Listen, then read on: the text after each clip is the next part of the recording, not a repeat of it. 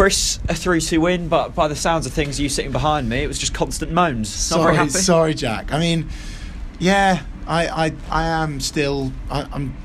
There's a lot of features of our current philosophy which I'm extremely frustrated with watching.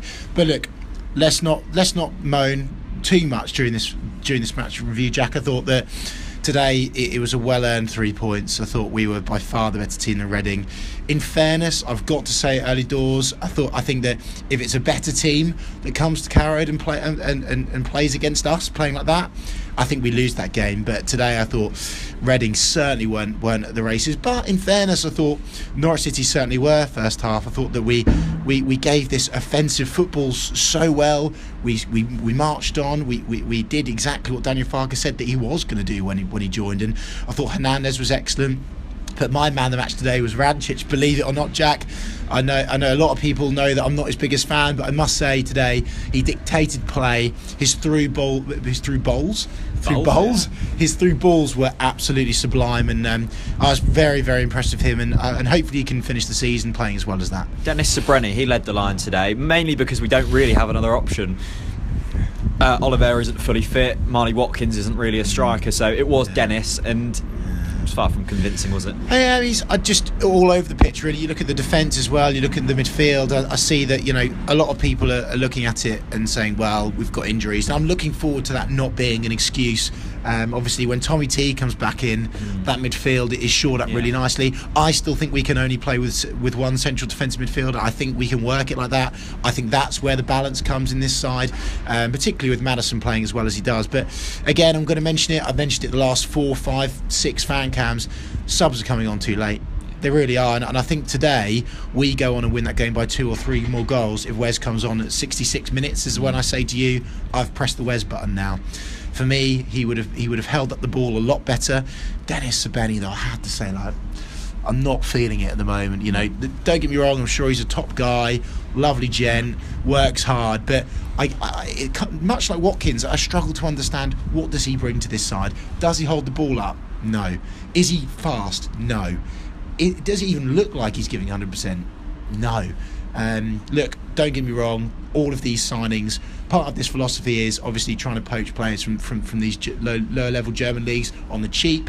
Some of them will work, some of them will be horrific. Not saying that about Dennis Sabreni, but I think it's worth the Norwich fans knowing that we have got to be patient, and I've learned that today. I mean, that miss from Sabreni today, oh my lord. Yeah. Was it 6 yards out? Yeah. Too much time. Genuinely horrendous. Too much time. Come on, I don't buy that. The goals are massive. You've played on Carrow Road. I've played on Carrow Road. I've scored on Carrow Road. That's a simple finish. Anyway. I think the interesting thing is, though, isn't it, is we've gone through so much of this season looking so good defensively with that sort of back five and not scoring goals. And now in the last couple of weeks, Hull was the kind of kickstarter. We're conceding goals, but we're also scoring goals. So... But look, if this is the outcome, then I'm okay with it. Under Paul Lambert, it was, if you score 1 goal, we'll score 2 more. And I'm fine with that. I'm absolutely fine with that. As I said to you before kick-off, Jack, don't tell me you come here to watch great defensive performances. Come on. We're not. We shouldn't be. This isn't Chris Hughton. This is Daniel Farke. We should be a lot better at giving it to teams and going for it. We looked so good in the first half. It reminded me very much of our heyday under Lambert when we were running at teams. It was brilliant, and we need more of that. We really, really do. But overall, it's a great 3 points. I'm feeling quite happy and relieved that we've won today. And cold. But we've got to do it consistently. I fully expect us to hopefully get 2 or 3 more of these on the spin now. From now until the end of the season, there's little to play for in terms of league positioning. So hang on, Jack. You said the playoffs are on earlier. Oh, that's true. Jack said the playoffs are on. Well, I need something to bring me back every week. You've been called out on that. So what is the objective from now from the end of the season? What system do you think we're going to get to the end of the season and go, okay, that's worked, or okay, that hasn't? I think Daniel Farke is too stubborn to change it too much, to be fair, in terms of I don't think he's going to play 2 up top, and actually I don't think we've got the ability. I don't think we've got the skill set in our current team to do that, unfortunately. I would just love to see the players give something that the fans enjoy to watch and almost play for themselves, because at the end of the day, if I'm Webber, I'm looking at this team and I'm saying, you're gone, you're gone, you're gone, because the amount of money that they're earning, by the way, delivering the performance that they have this season, trying not to be negative. I know that was very moany.